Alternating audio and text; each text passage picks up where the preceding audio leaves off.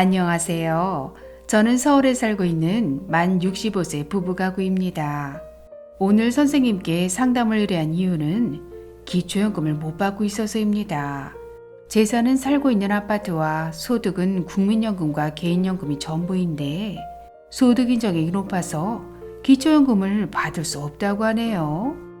제 친구들을 보면 월급을 200~300만 원 받아도 기초연금을 받고 있고 오피스텔 월세를 받아도 기초연금을 받던데 왜 연금소득자들에게만 불이익을 주는 거죠?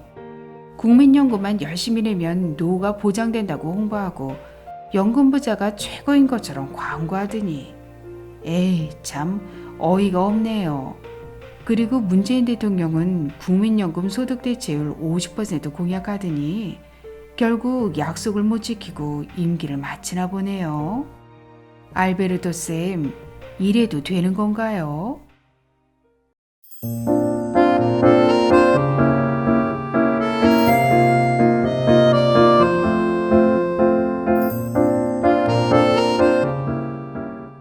안녕하셨습니까? 행복한 인생의 음악 알베르토입니다.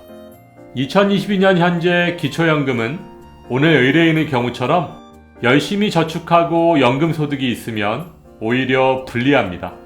오늘은 기초연금을 만 65세 이상 전 국민에게 지급해야 하는 3가지 이유에 대해 아주 쉽게 설명해 드리겠습니다. 기초연금을 만 65세 이상 전 국민에게 지급해야 하는 이유 첫 번째는 국민연금 소득 대체율의 하락입니다. 국민연금의 소득 대체율이란 용어를 먼저 설명드리면 소득 대체율이란 생애 평균 소득에 대한 노후에 받게 될 국민연금의 비율을 말합니다.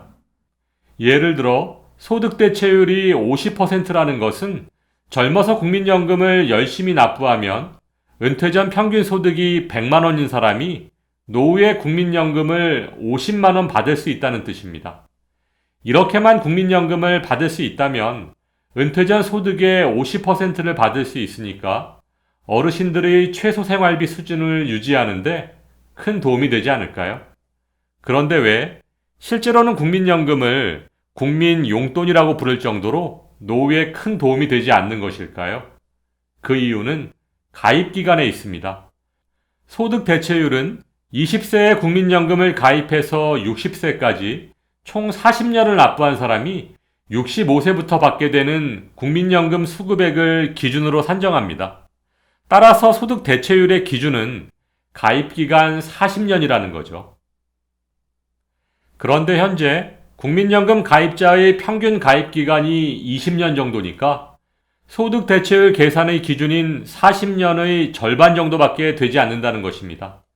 따라서 소득 대체율이 50%라도 실질 대체율은 절반인 25% 정도밖에 되지 않는다는 얘기죠. 그런데 이런 소득 대체율을 정부에서는 2028년까지 40%로 떨어뜨린다고 합니다. 그렇게 되면 실질 대체율은 20% 정도밖에 되지 않겠죠. 과연 젊어서 월 100만 원으로 생활하던 사람이 노후에 20만 원으로 생활할 수 있을까요? 그런데도 정부에서는 소득 대체율 50%를 운운하면서 어르신들의 눈과 귀를 속여왔던 것입니다. 그런데 문제는 여기에 그치지 않습니다. 이렇게 얼마 안 되는 국민연금을 받으면 건강보험 피부양자 산정 시 100%를 소득에 반영하고 있고 건강보험료 산정 시에도 올 하반기부터는 국민연금의 50%의 건보료를 부과한다고 하니까 어르신들께서 실제로 체감하는 국민연금의 실질 대체율은 더욱 떨어질 수밖에 없습니다. 따라서 이렇게 날이 갈수록 떨어지고 있는 국민연금의 실질 대체율을 보완하려면 기초연금이 실질 대체율을 보완하는 역할을 해줘야 하기 때문에 기초연금의 보편적 복지가 꼭 필요한 이유입니다.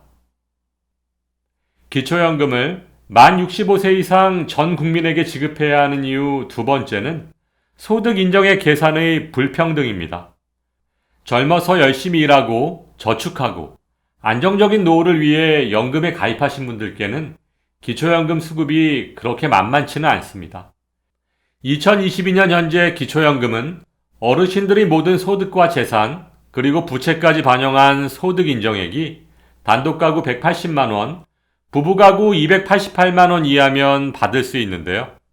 기초연금의 수급 자격을 결정하는 소득 인정액 계산 시 부동산을 소유한 사람은 시가 기준이 아닌 시가 표준액, 즉 공시가를 기준으로 소득 인정액에 반영하고 있고, 심지어 전년도 공시가 기준이니까 실제로 50% 정도의 기본 공제 효과가 있습니다. 또한 노후를 위해 점포나 오피스텔 등을 소유하고 임대소득을 받고 계신 분들도 필요 경비로 42.6%를 공제받고 있습니다. 여기에 아직 건강하셔서 일을 하고 계신 어르신들의 근로소득에는 기본공제 103만원, 추가공제 30만원까지 그것도 부부 각각 공제받을 수 있습니다. 그런데 왜 젊어서 열심히 일해서 번 돈으로 저축한 재산인 금융재산, 즉 정기예금, 정기적금, 주식, 보험 등에는 기본공제가 달랑 2천만원 밖에 되지 않는 걸까요? 앞에서 말씀드렸듯이 부동산에 투자한 사람은 공시가 적용으로 일단 50% 정도 공제해주고도 지역별 기본공제라고 해서 대도시, 특례시 1억 3,500만원, 중소도시 8,500만원 등 추가 공제까지 해주고 있는데 왜 유독 금융재산에만 이렇게 조금밖에 기본공제를 안 해주는 건지 그 이유를 모르겠습니다. 여기에 연금소득을 얘기하자면 더욱 어이가 없습니다. 국민연금, 개인연금 등 모든 연금소득에는 기본공제가 아예 없거든요. 거기다가 국민연금을 46만 1,250원 이상 받으면 기초연금의 50%까지 감액하고 있으니까 너무 불공평한 것 아닐까요? 노후에 똑같은 재산을 갖고 있더라도 일반 재산, 금융재산, 연금소득 등 투자한 재산의 종류에 따라 기초연금 수급 여부가 결정난다는 것, 그 자체가 문제입니다. 기초연금을 만 65세 이상 전 국민에게 지급해야 하는 이유 세 번째는 기초연금 수급자 선정을 위해 투입되는 과다한 행정비용입니다. 기초연금을 받는 70%와 못 받는 30% 어르신을 구분하기 위해서는 신청인의 소득과 재산, 그리고 부채까지도 모두 조사해서 소득인정액에 반영해야 합니다. 따라서 각 시군구의 행정복지센터, 국세청, 법원, 국민연금공단 등 수많은 인력과 예산이 소요될 수밖에 없고 기초연금의 심사 업무 또한 굉장히 복잡합니다. 그러므로 앞에서 설명드렸듯이 만 65세 이상 어르신들을 소득인정액을 기준으로 순위를 정한다는 것 자체가 무리가 따를 수밖에 없는 정책인 것입니다. 따라서 만 65세 이상 모든 어르신들께 기초연금을 지급하는 것이 지금 당장은 어려울 수 있겠지만 단계별로라도 시도하는 지혜가 필요한 때입니다. 오늘 선생님의 설명을 듣고 나니까 조금 덜 받더라도 모든 노인들에게 기초연금을 주는 것이 맞는 것 같네요. 아동수당은 부모의 재산과 소득 관계없이 모두에게 지급하면서 왜 기초연금만 70%에게 주는 건지 도무지 이해할 수가 없네요.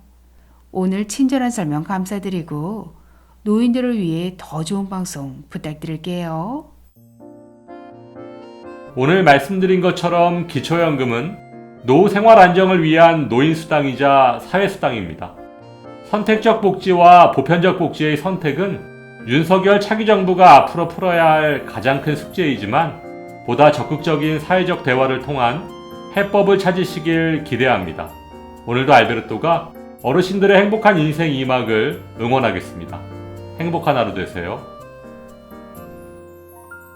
좋아요, 구독, 그리고 알림과 공유는 좋은 콘텐츠를 만드는 힘이 됩니다.